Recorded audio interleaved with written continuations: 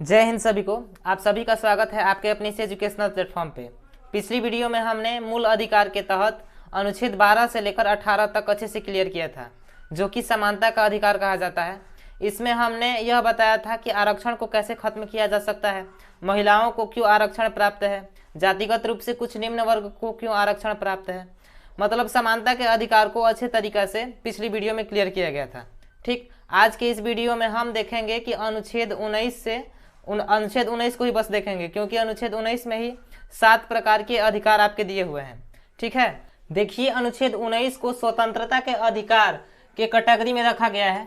ठीक है, स्वतंत्रता के अधिकार में अनुच्छेद 19 से लेकर 22 तक आते हैं, लेकिन अनुच्छेद 19 को ही हम आज देख रहे हैं। तो देखिए, स्वतंत्रता के अधिकार में जो अनुच्छेद 19 है, इसको संविधान का बैकबोन कहते हैं। बैकबोन मतलब रीढ़ की हड्डी, मतलब बात समझ में आ रही है। मतलब यह इतना इंपॉर्टेंट है कि आप अपने बैकबोन के अगर ना रहेगा, आपका रीढ़ का हड्डी नहीं रहेगा तो आप खड़े नहीं रह पाएंगे। इस तरह से संविधान की जो रीढ़ की हड्डी कहा गया है वह क्या है, अनुच्छेद 19। क्योंकि अनुच्छेद 19 आपको इतना पावर दे देता है कि आप एक आम आदमी होते हुए भी आप बहुत कुछ कर सकते हैं। बात समझ में आ रही है। इसलिए देखिए, अनुच्छेद 19 को 7 भागों में बांटा गया है। कितने भागों में? 7 भागों में, क्योंकि यह समझने में सहूलियत हो जाए कि हमें क्या क्या पढ़ना है। अनुच्छेद 19 के 1 में यह बताया गया है कि आपको अभिव्यक्ति की स्वतंत्रता है, राइट टू एक्सप्रेशन। मतलब कि यदि आप कुछ बोलना चाहते हैं, अब अभिव्यक्ति की स्वतंत्रता नहीं होती तो आज हवाई चप्पल पहनने वाले महात्मा गांधी को गाली नहीं देते होते। बात समझ में आ रही है। तो जितने भी अभिव्यक्ति की स्वतंत्रता, सभा करने की स्वतंत्रता, संगठन बनाने की स्वतंत्रता हमको दी गई है, यह संविधान के तहत दिया गया है, जिससे हमको इतना पावर मिल जाता है। बात समझ में आ रही है। अब अभिव्यक्ति के स्वतंत्रता में आपको बोलने की स्वतंत्रता है। बोलने की स्वतंत्रता है अगर कहीं पे, तो अगर आपसे कुछ पूछा जा रहा है तो आपको मौन रहने की भी स्वतंत्रता है। बात समझ में आ रही है। तो बोलने की भी स्वतंत्रता है, मौन रहने की स्वतंत्रता है, आपको मीडिया की स्वतंत्रता है। मीडिया के स्वतंत्रता के वजह से ही आज हमारे देश के टीवी मीडिया इतने हम लोगों पर, हमारे आम आदमी पर इतने काबू पा चुके हैं कि उनका कोई हद नहीं है। अब जैसे कि अभी इस समय बर्निंग टॉपिक कौन सा है, इजराइल और फिलिस्तीन का भी बात चल रहा है ना। अब एक ही टॉपिक को कैसे घुमाया जाता है, अभी बताया जाएगा ऐसे। अभी सूत्रों से खबर मिली है कि अभी इजराइल और फिलिस्तीन का विवाद चल रहा है। फिर से अभी दूसरा एंकर आकर बोलेगा, अभी सूत्रों से खबर मिली है कि इजराइल ने फिलिस्तीन पर बम फेंका, फिर से फिलिस्तीन ने इजराइल पर बम फेंका। अब लग रहा है, सूत्रों से खबर मिल रहा है कि फिलिस्तीन 2-2 बम फेंकेगा। हद है यार। एक हमारे मित्र का अभी कथन याद आ रहा है, और जो जब जोक मारता है तो कहता है कि अगर किसी चीज़ को अगर ओवर कर दिया जाता है तो वह गोबर हो जाता है। अब एक ही टॉपिक को इतना घुमा फिरा के बताना की क्या आवश्यकता है। समझ में आ गया भाई एक बार में। और उसके बाद में अगर कहानी दिखानी है तो कहानी दिखा दीजिए, तो नहीं तो हम एक टॉपिक उठाएंगे, उसको 1 महीना तक एक्सपेंड करेंगे। अब जैसे कि आपको याद होगा रूस यूक्रेन वाला युद्ध। अच्छा, ये तो अभी बर्निंग टॉपिक अभी तक था ही। सीमा हैदर कितने दिनों तक चला, 1 महीना तक लगातार।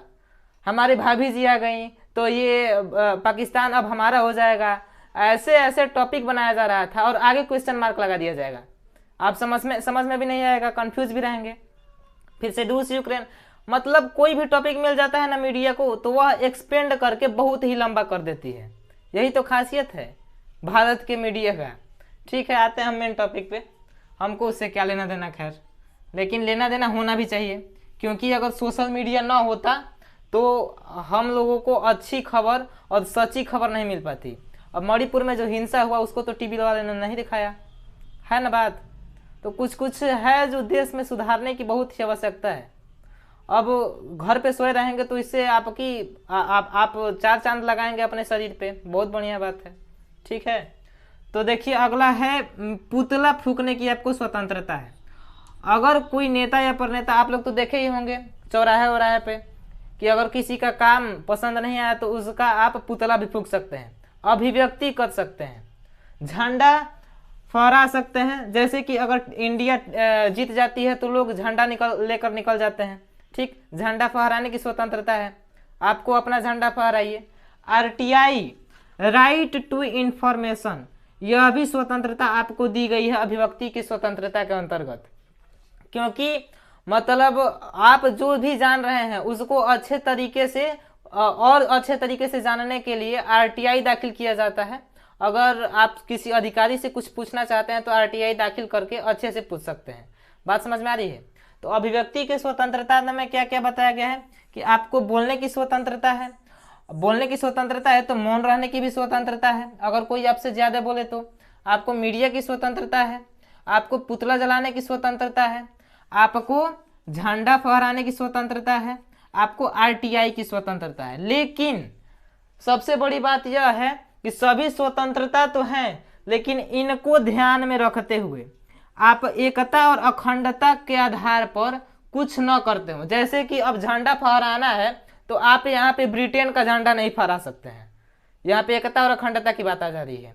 सुरक्षा पर कुछ नहीं बोल सकते हैं, सुरक्षा को ध्यान रखना है।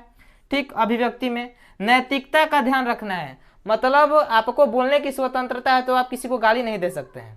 बात समझ में आ रही है। आपको नैतिकता होनी चाहिए। आप निजता का आपको ध्यान रखना है, किसी के भी निजता का। अगर कोई व्यक्ति आपसे कुछ बात बता रहा है तो उसका वह अधिकार है, मतलब कोई अगर व्यक्ति कुछ गलती कर रहा है या कुछ सही कर रहा है तो उसके आधार पर उसके प्राइवेसी को भंग नहीं किया जाना चाहिए। ठीक है, किसी के निजता पर नहीं। जैसे कि अब आरबीआई का जब आरबीआई जहाँ पर नोट छपती है वहाँ पे अगर आप यहाँ पे चले जाएंगे तो आपको तुरंत ही खदेड़ दिया जाएगा। क्यों? आपको तो घूमने की स्वतंत्रता है, लेकिन आपको वहाँ से निजता के अधिकार के तहत आपको वहाँ पे एंट्री नहीं दी जाएगी। बात समझ में आ रही है। ठीक है, और दूसरा अब क्या कह रहा है, आपको सभा करने की स्वतंत्रता है। बिना हथियार लिए आप सभा कर सकते हैं, कहीं पर भी जाकर आप सभा कर सकते हैं। ठीक है, बस बिना हथियार के होनी चाहिए। उसमें भी यह चारों पांचों बात होनी चाहिए कि आप एकता अखंडता के आधार पर कुछ गलत न कर रहे हो सभा बनाकर। अभी ऐसा नहीं है कि सभा बना लिए और हम क्या कहते हैं दंगा करवाने के लिए हम सभा बना रहे हैं। बात समझ में आ रही है। तो ऐसे तुरंत ही खारिज कर दिया जाएगा।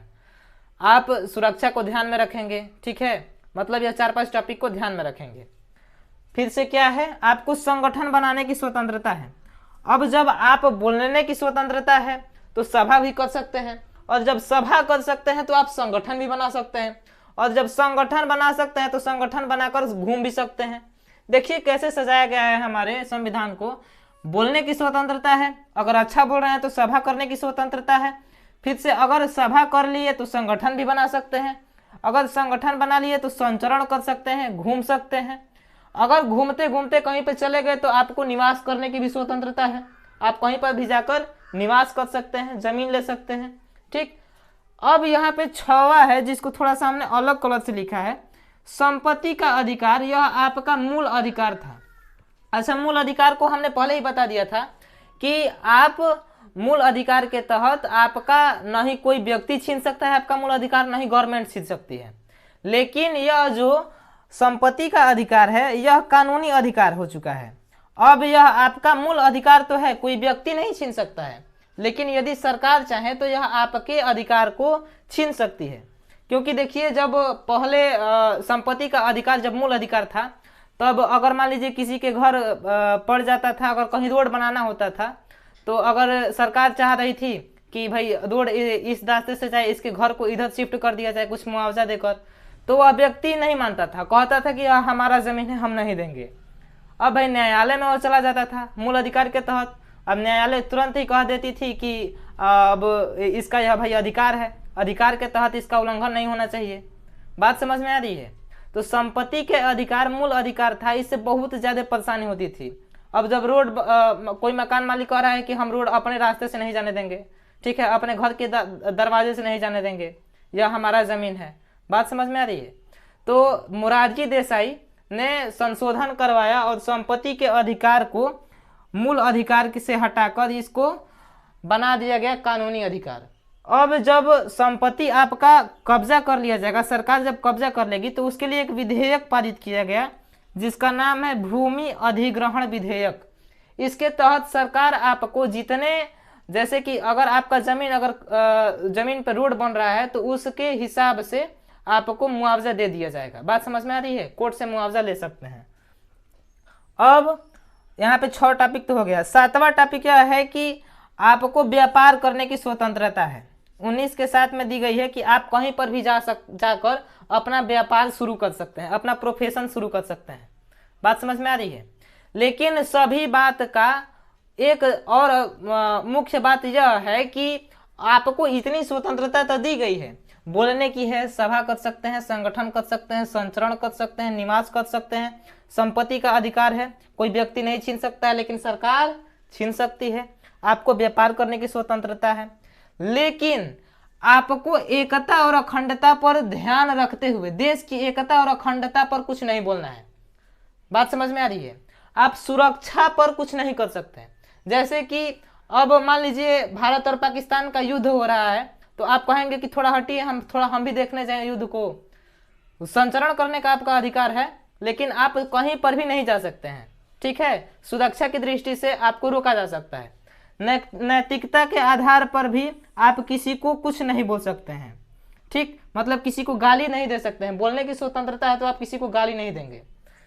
निजता के अधिकार में किसी की प्राइवेसी को भंग नहीं कर सकते हैं। अब आपको घूमने की स्वतंत्रता है तो किसी के बेडरूम में जाकर थोड़ी घूम सकते हैं। बात समझ में आ रही है।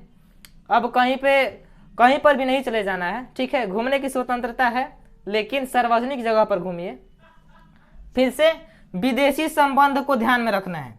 विदेशी संबंध मतलब क्या? अब जैसे समझ जाइए कि अब मान लीजिए कि रूस के जो राष्ट्रपति हैं पुतिन साहब आ गए हैं हमारे देश में। अब पुतिन साहब को बैठ के चौराहे पे आप गाली दे रहे हैं बहुत अच्छे से, ठीक है। तो विदेशी संबंध खराब होगा कि नहीं खराब होगा?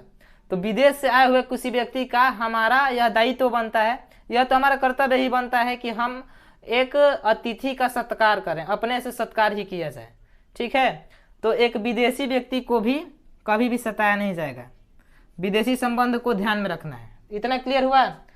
एक बार फिर से हम बता देते हैं कि अनुच्छेद 19 में क्या क्या बताया गया है। अभिव्यक्ति की स्वतंत्रता है, आप बोल सकते हैं, ठीक है। आप मौन रह सकते हैं, आप किसी का पुतला जला सकते हैं, आप झंडा फहरा सकते हैं, आप RTI दाखिल करके कुछ इन्फॉर्मेशन लेना है तो इन्फॉर्मेशन को जान सकते हैं। मतलब कि अभिव्यक्ति में आप जिस प्रकार से आप अभिव्यक्ति कर लें, ठीक है। मौन रहकर भी अभिव्यक्ति कैसे किया जाता है? जैसे किसी का देहांत हो जाता है तो हम 2 मिनट के लिए से मौन रखते हैं ना, कि भाई उनकी आत्मा को थोड़ी शांति मिले या जो भी। मतलब यह जाहिर कर रहे हैं क्या कि हमें भी उनकी मृत्यु से दुख है, ठीक। ऐसे ही करके सभा करने की आपको स्वतंत्रता दी गई है, संगठन बनाने की, संचरण, निवास, संपत्ति, व्यापार।